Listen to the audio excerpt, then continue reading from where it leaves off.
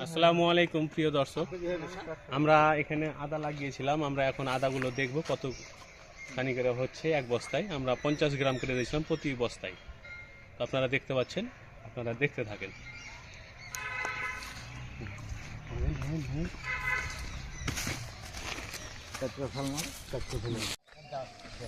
নেন, বের করেন বের করেন। ধর ধর ধর ধর কলা ধর ধরে এদিক ধর না ধর ধর ক্যামেরা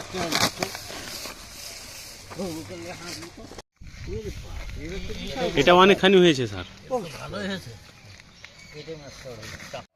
এটা এক বস্তায় আমরা পেয়েছি। তো স্যার আপনি একটু বলেন কিছু এটা নিয়ে।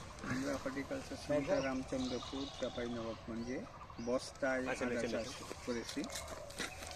এইটা আমরা অন্যান্য সব জায়গাতে করছে, আমরা পরীক্ষামূলক করেছি।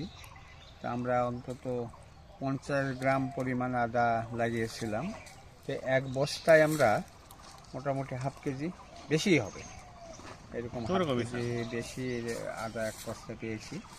তো এইটা করা যাবে পারিবারিকভাবে যার বাড়িতে ওই 5টা বস্তা করে, 5টায় 200 গ্রাম 250 গ্রাম আদা রেখে দিলে এই যে আদাটা হবে এটা অন্তত 6 মাস কভার হয়ে যাবে।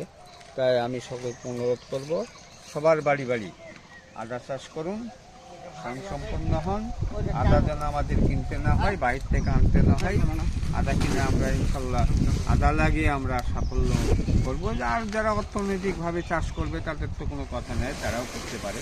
তো পারিবারিক চাহিদা মেটানোর জন্য এই বস্তায় আদা চাষ অত্যন্ত ফলপ্রসূ। ধন্যবাদ। আর একটু, যে বস্তায় আদা চাষ করে অনেক কিছু জানে না, এই তথ্যটা পাবে কোথায়?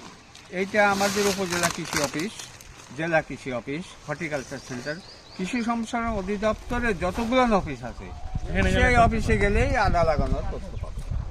ধন্যবাদ স্যার। তো ঠিক আছে, আসসালামু আলাইকুম।